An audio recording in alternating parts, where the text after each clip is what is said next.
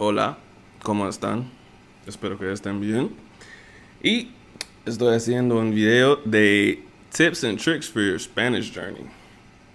I was gonna make this video in Spanish, but I realized a lot of the people that I probably could help, if I can help anybody, probably don't speak Spanish or they're learning right now and they wouldn't be able to understand what I was saying. So I'm gonna make this video in English because I don't want to do subtitles for a video because I'm lazy.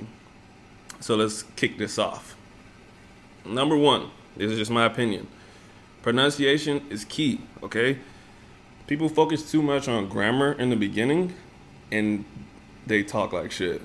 Like, it doesn't matter if you structure your sentence all the way correctly if no one can understand what you said. I'll give you an example in English. If I say, I'm Betty Blaze. Betty Blaze. What? You're Barry who? Barry what? You don't know what I said. Maybe you do, but you probably got lucky. Whereas if I say, I'm very blessed, I said blessed wrong, but you know what I'm saying. Oh, okay, yeah, you're very blessed. I get it. Pronunciation, right? Doesn't matter if you structure everything the right way. If people don't know what you said, the whole point of communication is to understand each other, right? Get my thoughts into your head somehow. Kids are a great example. They have the worst grammar in the world. They're like little drunk idiots. You know what I mean? I run really fast yesterday. Oh yeah, you're stupid kid. It's ran. But I know what you're saying though, because kids pronounce stuff the right way because it's their native language, right? So it doesn't actually matter how bad your grammar is at first. Obviously, it's something to work on, right? But don't try to focus on saying everything perfectly right if you don't pronounce it right. Pronounce it the right way. You don't, and I just think in general, I think it's disrespectful to the culture that you're learning from if you don't even try to talk like them. Like, when people talk with those super American accents in Spanish, I'm just like, what are you doing, bro? Like, why would you put so much effort into learning how to say this stuff the right way but not pronounce it right? That goes for any language, but just obviously I'm just talking about Spanish right now. Anyway, second thing, don't work past your level. If you just started Spanish today, don't try to read Harry Potter in Spanish. Don't watch movies in Spanish without subtitles because essentially what you're doing is getting nothing out of it. It's like me just popping up in a Harvard lecture about rocket science. I probably won't understand a single word. And if I do understand anything, I probably won't be able to make any connections out of the ideas that are being presented. I can probably say, yeah, I heard something about a rocket ship and some kind of fuel and this connector piece, but I wouldn't be able to tell you anything about what I heard. It wouldn't make sense to me. It's too far beyond what I know. And I could take an intro to rocket science class. That would be perfect for where I'm at. I don't know anything about rocket science, right? It's the same thing. You want to be like one notch above where you're at. You want to challenge yourself, right? So during the quarantine, when I started taking this seriously, my girlfriend would read me kids book in Spanish, kids books, and yeah, I didn't know what was going on half the time, but I could tell you the gist of the story. I could tell you what a sentence meant. I might not be able to tell you every word in there, but my girlfriend would say, what do you think that sentence meant?" I said, the kid's embarrassed, the kid feels a certain way about this thing that's happening.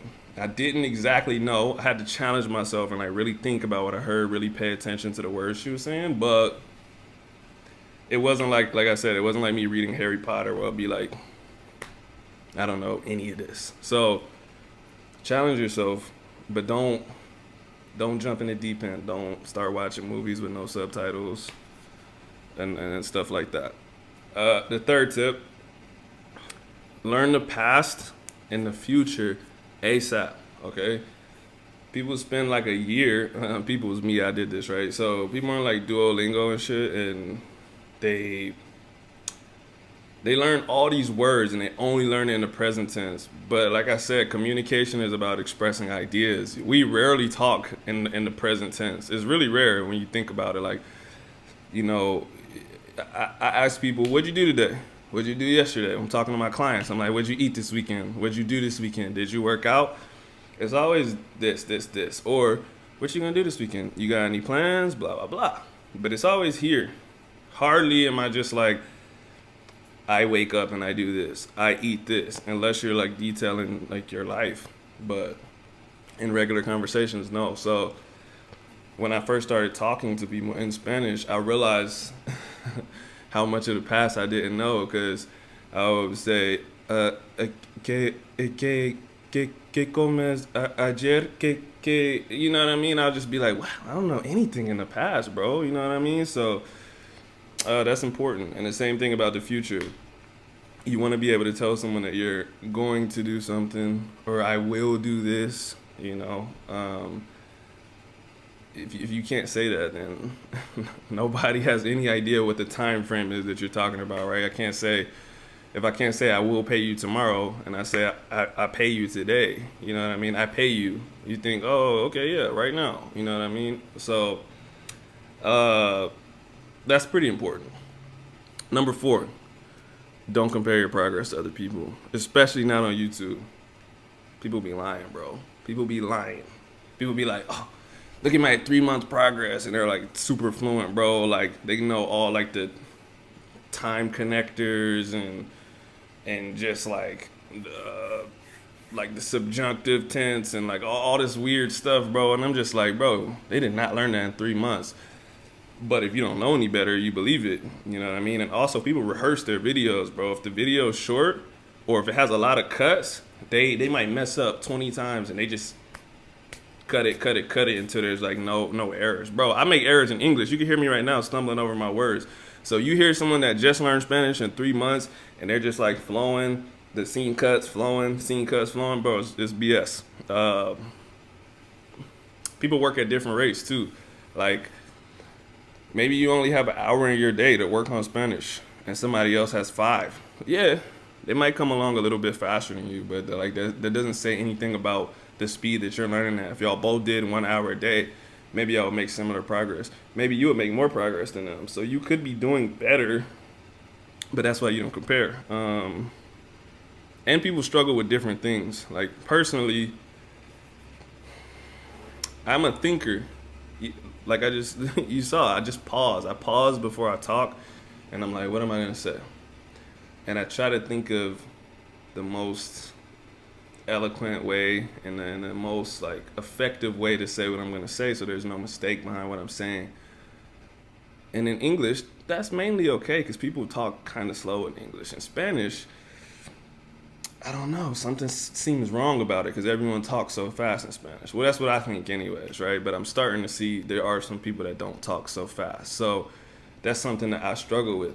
I don't speak fast in English. This is as fast as I talk, and that's all right because I have an idea of what I'm going to say already, so I can kind of just like go through it. But when I'm in a real conversation, somebody asks me a question, I'm like, well, you know, I guess it would depend on this. I take my time and I really think about what I'm going to say. So someone else might be able to, you know, string off a whole bunch of little sentences, but I might have a bigger vocabulary than them in Spanish. I might like, actually, there's some people I watch on YouTube and I'm like, man, that's so cool. Like 6 months, this person is just like flowing, but maybe they're on the street and someone says something to them and they're like, oh, sorry, I didn't understand that. And I'm like, bro, what?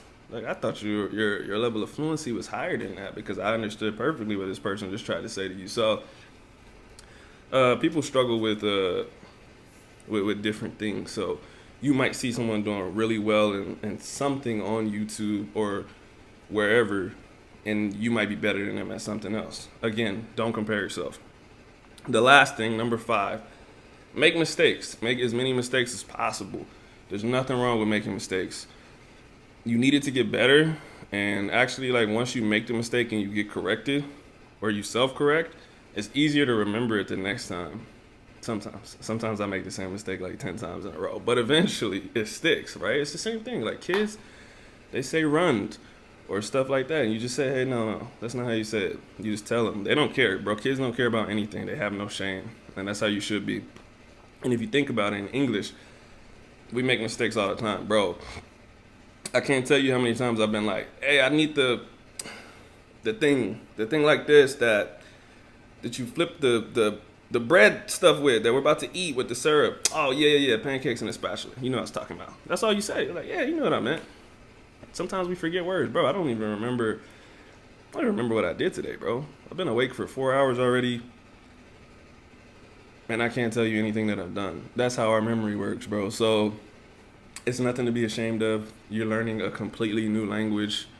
You're gonna forget stuff. You're not gonna remember stuff. You're not gonna know stuff.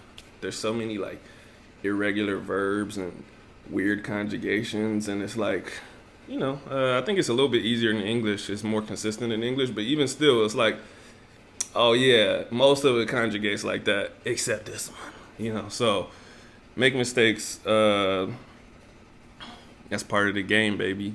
And if you're not making mistakes, you're probably not speaking enough, and that's very important, right? Like I said, like the goal of learning another language is communication. Like, so that's what's most important. It doesn't matter if you make a mistake on one thing; someone will get the idea of what you're saying if you're communicating effectively, right? If I say the wrong word in a sentence, or if someone says the wrong word to me in English, I'm like, yeah, no, that's the wrong word. But I knew what you meant though, because the rest of the sentence, you can tell by the context what the person was trying to say, right? So, anyways, I don't know how long this video is, but it feels like I'm talking for a really long time. But I just wanted to make a video in English, and I wanted to make a video with some tips that I don't typically see. I never made like a video like this because there's already like 100 on YouTube, and for the most part, they were like all the same to me. It's cool. I watch like all of them, to be honest, but all of the videos are like, oh, this Magic Key to Spanish book, this grammar book, watch Netflix series. I'm like, well, I'm not gonna make a video like that, because if somebody asked me for that, I would just send them a video that someone else already made. You know what I mean? So these are my personal tips, just some things I struggle with in my journey, some things that I think are important. Hope it helps. Have a good day. I might still make a full Spanish video later this week, just because I haven't done an 8-month progress video. And somebody's probably gonna watch this and be like, is this dude even speak any Spanish? Like, how do we know? So I'll make another one later this week.